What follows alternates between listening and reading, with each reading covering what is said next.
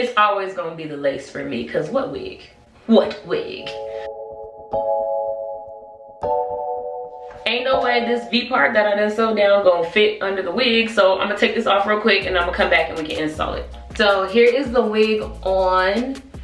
I'm definitely gonna have to pluck this hairline. It does look a bit full. I know sometimes these pre-plucked hairlines can look good on other people, especially if you have like a larger forehead, then I know like these hairlines really don't have to be plucked as much. But for me, having a small forehead, and honestly just in general, this is not really, it's not giving pre-plucked to me.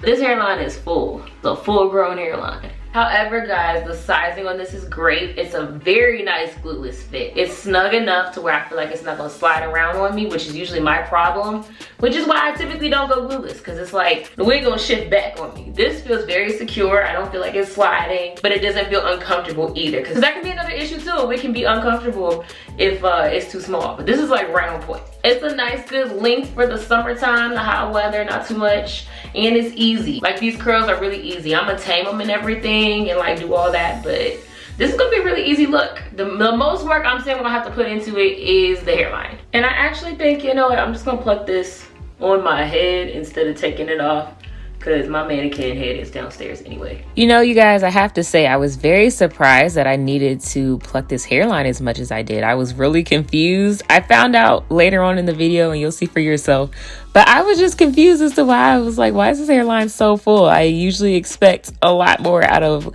Luvme Hair's hairlines. It wasn't the worst thing ever, but I was like, I don't usually have to pluck this much with them.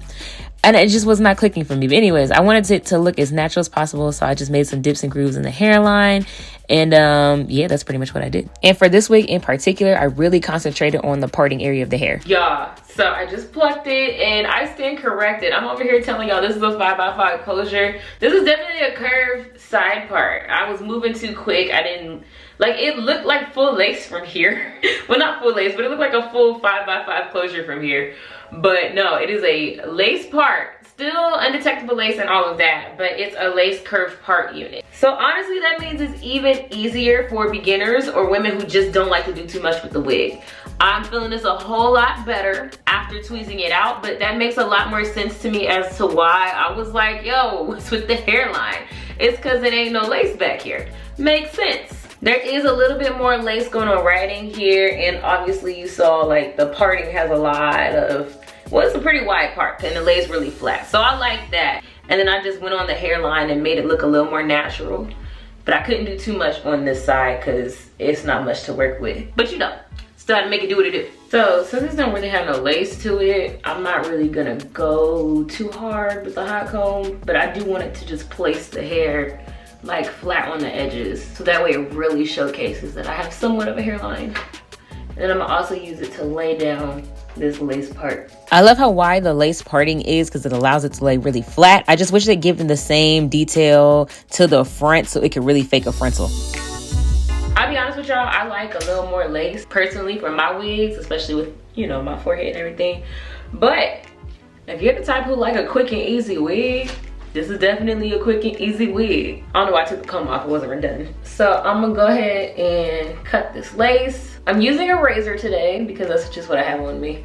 No particular reason. If you're gonna use a razor though, be careful because it's very easy to get too crazy with it and cut into the wig too far. But it does really create a seamless hairline. Just got to be real precise.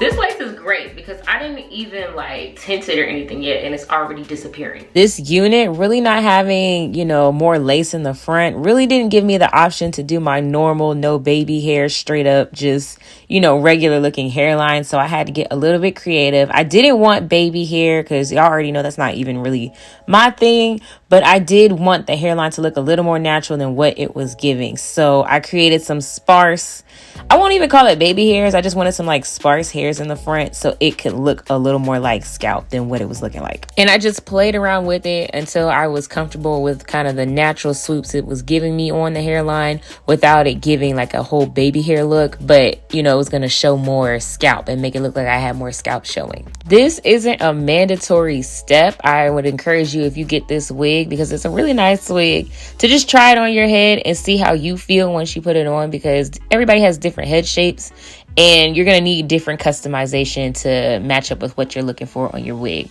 This was definitely what I needed for me, but you know, you might not need it for you.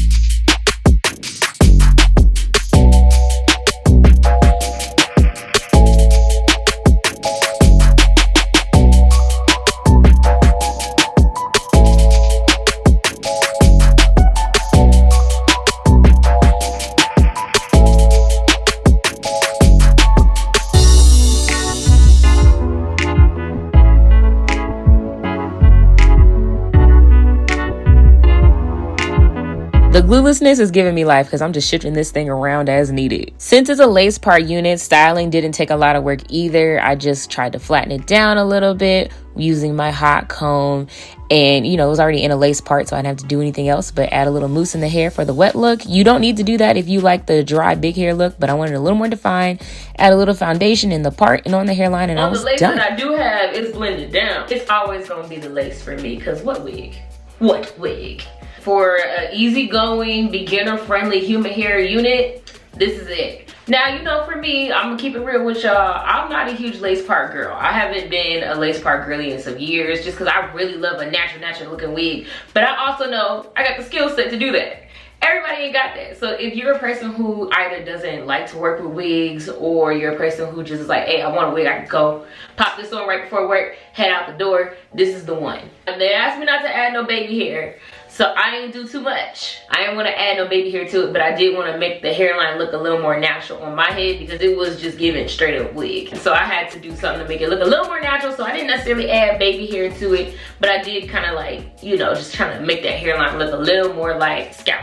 If you like an easy breezy unit, this one's gonna be the unit for you. You get the best of both worlds. It's a lace part unit, so you don't gotta do too much if you don't know how to customize a wig. But also, it's human hair, so you can still style it up how you want it to look, and it looks really natural, and it's gonna last you a long time.